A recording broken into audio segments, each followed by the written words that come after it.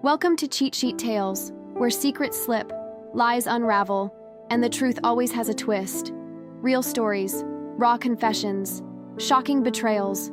Drop a comment if you've ever caught a red flag too late. Now, let's get into today's tale. Still remember exactly what I was wearing when Kaylin slammed that report down. This stupid dark green cardigan with the coffee stain on the sleeve that I kept meaning to take to the dry cleaner. My hair was in this messy bun because the shower in my apartment had been ice cold that morning, third time that week, and I didn't have time to wash it. I had been at the office since 5:30 in the morning, trying to fix someone else's coding disaster before the client demonstration at 11 Nauf House. Kaylin didn't knock, just barged into the tiny conference room where I was troubleshooting, tossed the report on the table like he was dealing cards, and said, those words that still echo in my head almost a year later. Congrats, Elira, you're one of the lucky ones. Lucky. That's the word he used. The fluorescent lights made the paper look blue-white, a spreadsheet with names highlighted in yellow. Names of people I'd worked alongside for years. Friends. People with mortgages and kids and medical bills. People better at their jobs than me, if I'm being honest. Teams getting cut by 30%, effective immediately, he said, not even looking at me, just scrolling through his phone. I need you to absorb Neris's client portfolio, all of Torrens, back-end maintenance, and take over Sonia's reporting protocols. I just sat there staring at the list, looking for Neris's name. There it was, highlighted, Torren 2, Sonia, all gone, just like that. 3 people I respected, 3 people who taught me everything. That's 3 people's jobs, I finally said. My voice sounded strange, far away. He looked up from his phone, then irritated, like I was being deliberately slow. Yeah, and you should be grateful. Half the department would kill to be in your position right now. Grateful for what? The privilege of doing unpaid overtime until I collapsed? Either you handle the transition or you can join them, he said, gesturing at the highlighted names. Your choice. I need your answer by end of day. And he left just like that. Didn't even close the door behind him. I'm Elira, by the way. I was 29 when this happened. Senior data engineer at what I'll call Luminina Systems, one of those tech companies that calls itself a family in job listings but treats employees like disposable parts. I'd been there 4 years, which made me practically ancient in startup years. Before I go deep into this, please like this video, subscribe to the channel, and let me know where you're watching from in the comments. Because honestly, this story still feels like a fever dream sometimes. And seeing your comments helps me remember I'm not crazy for what I did. So there I was, staring at this list of names, people I'd grabbed lunch with, whose kids' birthday parties I'd attended, whose work problems I'd helped solve at 11 p.m. on a Tuesday, because that's what teammates do. All gone. And I was supposed to just absorb their workload like they were nothing. Should tell you about Kaylin. He wasn't always like this. When I started at Lumina, he was just another engineer. Talented, but not exceptional. We were actually friends, sort of. We'd grab beers after work sometimes, complain about management. He'd tell me about his girlfriend, how they were saving for a house. Normal stuff. Then he got promoted, first to team lead, then to department head when our previous boss left. And something changed. It was like watching someone put on a mask and then forget they were wearing it. Suddenly, he was all about optimization, and resource allocation and doing more with less. Corporate speak for squeezing people until they break. The thing is, I understood the business reality. The company had lost a major client. Investors were nervous. Cuts had to be made. But the way he did it, the complete lack of empathy, that wasn't business. That was something else. I sat in that conference room for, I don't know how long, 10 minutes, an hour. The client demo came and went. I sent an email postponing it, citing technical complications. No one questioned it. I just kept staring at those highlighted names, feeling this pressure building in my chest. I finally left the conference room around 2 p.m. The office was different. Empty desks, people talking in whispers. Someone was crying in the bathroom. I could hear it through the thin walls of my cubicle. A few people looked at me as I walked by. Their eyes a mixture of sympathy and relief. They knew who had been cut. They knew who had been saved. I tried to focus on work that afternoon, but my mind kept drifting. I thought about Neris, who'd stayed late countless nights helping me understand the client management system when I first started. Sonia, who brought homemade tamales to the office every Christmas, who had a son with special needs she was putting through private school. Torin, who was quiet and brilliant, and once fixed a critical server issue from his phone while at his sister's wedding. All gone. And here I was, expected to somehow do all their jobs, plus mine. At around 4:30, Kaylin sent me a message. Need your answer by 5. There was no greeting, no context, no explanation. Just a deadline. I typed and deleted about 20 responses. Everything from I quit, to I'll do it, to several creative combinations of words I can't say on YouTube, but none of them felt right. Finally, I walked to his office. He was on a call but waved me in anyway, still talking about quarterly projections like this was just another Thursday. When he hung up, he didn't even look at me, just said, "So, what's it going to be?" I was exhausted. I'd been running on caffeine and stress for weeks. My apartment was a mess. I couldn't remember the last time I'd called my mom. The idea of taking on 3 more people's work made me physically ill. "I need the weekend," I said quietly, "to figure out how to make this work." He looked annoyed but nodded. "Fine, but I need a transition plan on my desk Monday morning, 9 a.m. sharp." I nodded and left. As I was walking out, he called after me. "Elira, don't disappoint me. You're not irreplaceable." That was the moment, right there. Something inside me just snapped. You know that feeling when you've been holding yourself together for so long that you forget what it feels like to just be whole? That was me. I'd been contorting myself into whatever shape Lumina needed for 4 years, canceling vacations for deadline crunches, missing my cousin's wedding for a product launch, answering emails at 3 a.m. because our offshore team had questions. And for what? So Kaylin could tell me I wasn't irreplaceable. I walked to my car in a daze. It was raining. Of course it was raining, and I'd forgotten my umbrella.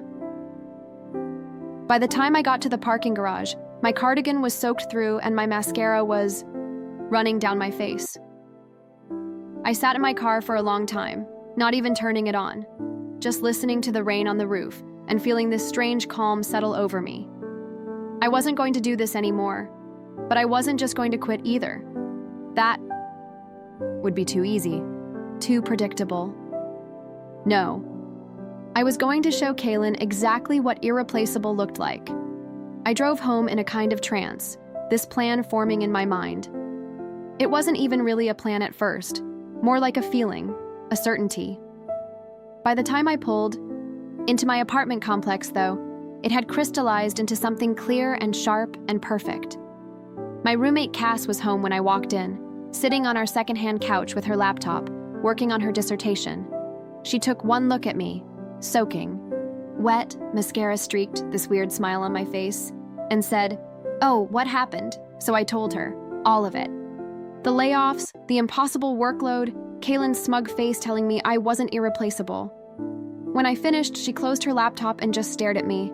"So, what are you going to do?" I laughed this strange, unfamiliar laugh that sounded nothing like me. "I'm going to make him regret ever saying those words to me." "How?" she asked. And that's when I really laid it out, the whole plan. It came tumbling out of me fully formed, like it had been sitting there all along, just waiting for the right moment. As I talked, Cass's expression changed from concern to shock to this slow spreading smile. When I finished, she said, "That's either the most brilliant or the most insane thing I've ever heard. Maybe it's both." I said, "You could lose everything," she warned. I looked around our tiny apartment, at the IKEA furniture and the leak stain on the ceiling and the stack of past due notices on the counter. What exactly would I be losing? She didn't have an answer for that. I spent the whole weekend preparing. I didn't sleep much. I don't think I ate anything except microwave ramen and those little clementine oranges Cass keeps in the fridge. I was possessed, focused in a way I hadn't been in years. By Sunday night, everything was ready. I had 2 envelopes in my bag, both sealed. I'd ironed my best blouse, this deep blue one that always made me feel powerful. I'd even gone to get a proper coffee to replace the stained cardigan. Monday morning, I got to the office at 8:30. The place was hushed, still reeling from Friday's bloodbath. Empty desks everywhere. Those who remained were hunched over their keyboards, trying to look busy, trying to look valuable, trying to look irreplaceable. I walked straight to Kalen's office. He wasn't there yet. He never arrived before 9. Another one of those little privileges he'd claimed with his promotion. I left one of the envelopes on his chair where he couldn't miss it. Then, I went to my desk and waited. At 9:05, I heard him arrive. Heard him talking loudly on his phone as he walked to his office. Something about quarterly projections again. There was a pause in the conversation. He must have seen the envelope. At 9:07, he burst out of his office, his face flushed and his eyes wild, searching for me. When he spotted me at my desk, calmly sipping my coffee, he stormed over. "What the hell is this?" he demanded, waving the paper from the envelope. Everyone in the open office looked up. This was exactly what I wanted. "That," I said loud enough for everyone to hear, "is my assessment of the workload you assigned me on Friday." He leaned in, lowering his voice. "This says it would take 3 full-time employees to handle it. That's why we had 3 people doing it before." "Exactly," I said, still projecting my voice. "It's physically impossible for one person to do all of it, no matter how efficiently. They work." "Lower your voice," he hissed. I stood up instead. Might as well give everyone a good view. "You asked me for a transition plan," I said. "That's my professional assessment. The work you assigned requires 3 full-time employees. If you disagree, I welcome your detailed analysis explaining how one person can simultaneously manage 27 client accounts, maintain 6 legacy systems, and produce daily reports that take, on average, 4 hours each to compile." His face was getting redder. People were openly staring now. Some had even pulled out their phones. I wondered if I was about to become a viral TikTok. My office now. He growled. I picked up my bag with the second envelope inside and followed him.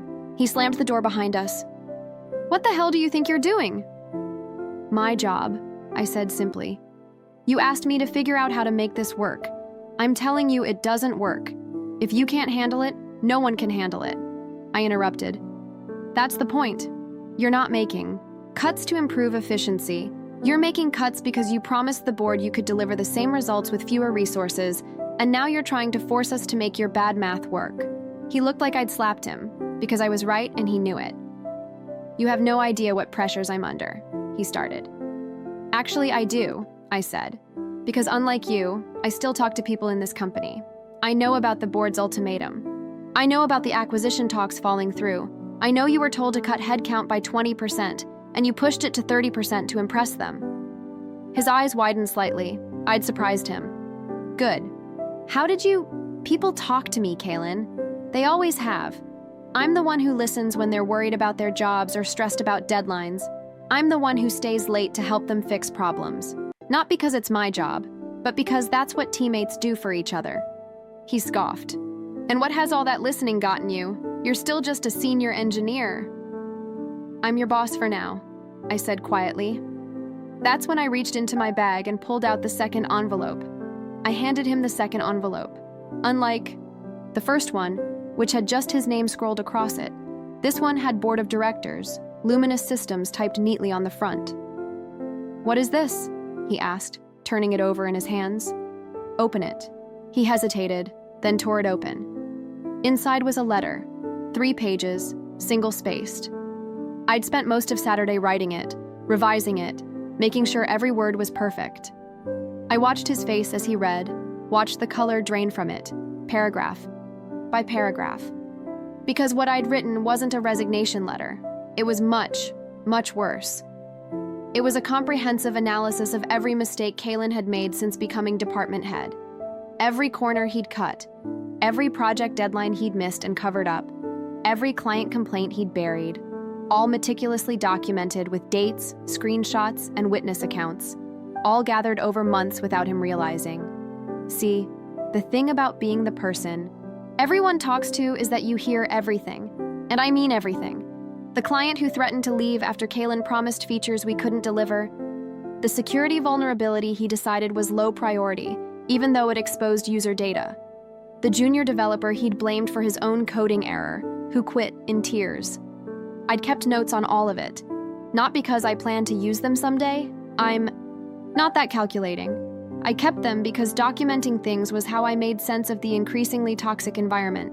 It was my therapy, my way of reminding myself I wasn't crazy. But now those notes were a weapon. When he got to the last page, he looked up, his face ashen. "You can't send this to the board." "I already did," I said calmly. "At 8:45 this morning, they should be reading it right about now." He collapsed into his chair, the letter falling from his hands. "Why would you do this?" That's when I placed my actual resignation letter on his desk. "Because I quit." His eyes darted between the resignation letter and me. "You what?" "I quit," I repeated. "Effective immediately. But don't worry, I've documented all of my processes. I've created training materials.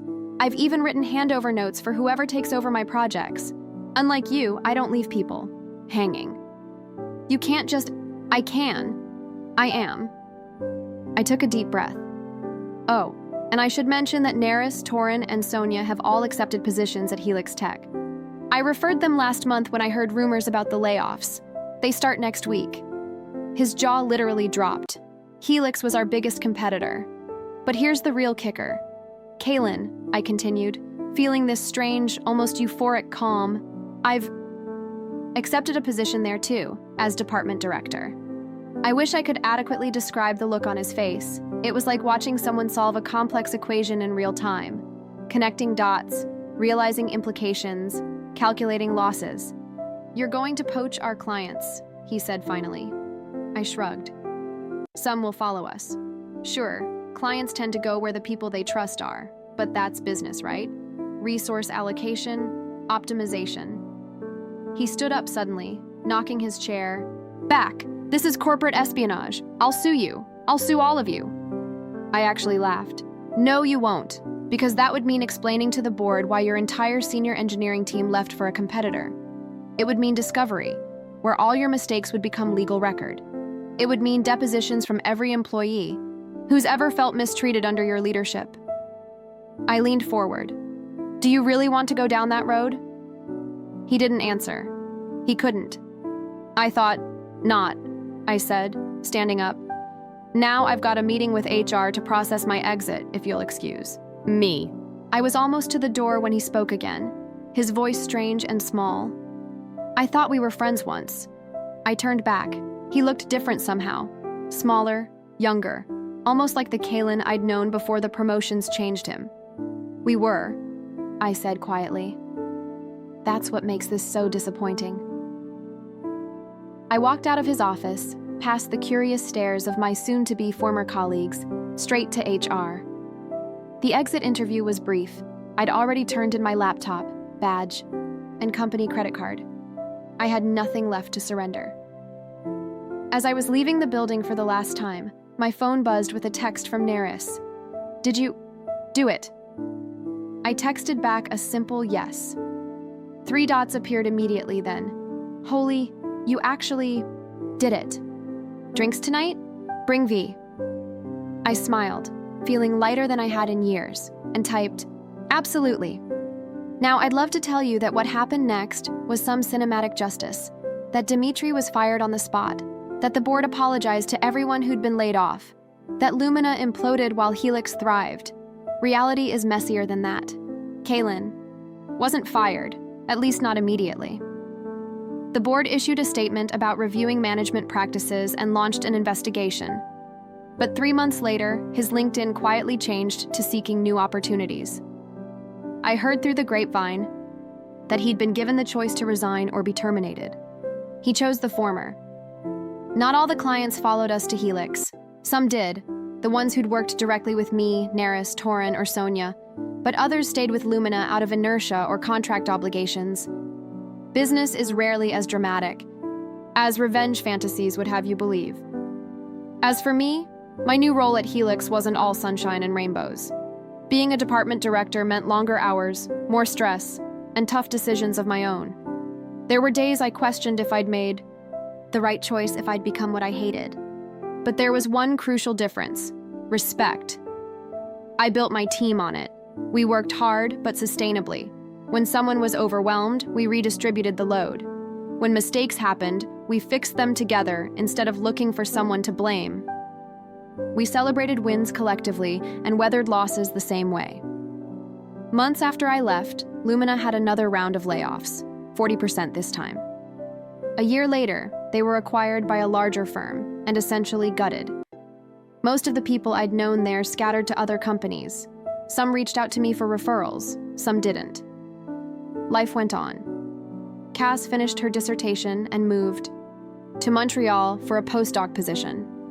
We still FaceTime every Sunday. I finally bought a condo. Nothing fancy, but the shower always has hot water and there are no ceiling stains. No ceiling stains. I adopted a cat named Professor, who judges me silently when I work late. I ran into Kaylin once, about 18 months after everything went down, at a coffee shop near the old Lumina office. He was in line ahead of me, and for a second, I thought about slipping out before he saw me. But then he turned around, coffee in hand, and there we were. He looked different. Tired, beard, a little scruffier. But when he saw me, something shifted in his expression.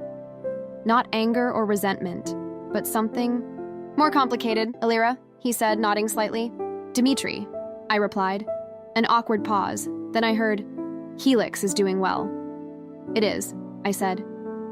We just closed Series C funding. He nodded again. Good. That's good. Another pause. The barista called my name for my order. As I reached for my coffee, Kaylin said, You know, I think about that day a lot. I looked at him. Really looked at him. So do I. I was wrong, he said simply. About a lot of things. I wasn't expecting that. An apology from Dimitri was like seeing a unicorn in the wild. Theoretically possible, but statistically improbable. Yes, I agreed. You were. He almost smiled at that, still direct as ever. Some things don't change. He shifted his weight, clutching his coffee cup a little too tightly. I'm consulting now, helping startups avoid the mistakes I made. That's surprisingly self-aware. Getting publicly humbled will do that to a person. There was no bitterness in his voice, just a statement of fact. I nodded, unsure what else to say. We'd run out of small talk, but it felt like something important was hanging in the air, unresolved. Finally, he said, I should go. It was good to see you, Alira. You too, I said, and was surprised to realize I meant it. As he turned to leave, I called after him. Kaylin? He looked back. I hope you find what you're looking for. A small, genuine smile this time. I think I'm getting there. And then he was gone. I stood there for a moment, coffee cooling in my hand, feeling strangely unsettled, not in a bad way, more like when you finally put down a heavy backpack you've been carrying for miles. Relief mixed with the phantom sensation of wait. Because here's the truth. I didn't expect revenge to feel how you think it will in movies. It's this triumphant, cathartic moment where everything is resolved and justice is served and the credits roll while you walk away in slow motion. Real revenge is messier. It changes you, even when you're right, especially when you're right. There's this hollow space afterward where all that anger and purpose used to be. You have to fill it with something else, or you just become another version of the person who wronged you.